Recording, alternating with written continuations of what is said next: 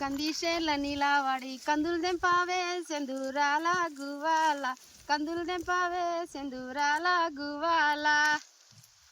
కందికాయ దెంపనికి వచ్చినాం friends. Season అయిపోతుంది కదా, ఆల్రెడీ ఎండిపోయింది మొత్తం ఇగో.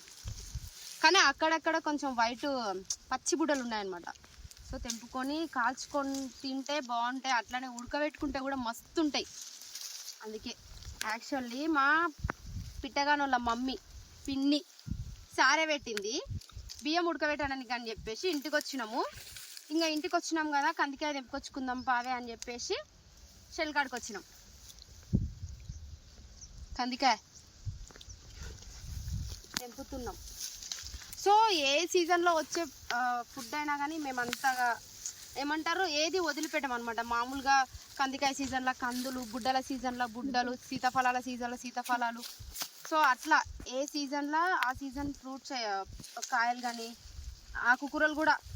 సో చెలకల మొలుస్తాయి కదా చేన్ల, గంగవాయల కూర, బచ్చల కూర. సో అవన్నీ చేన్ల మొలుస్తాయి. సో వాటన్నింటిని మేము తీసుకుంటాం ఖచ్చితంగా.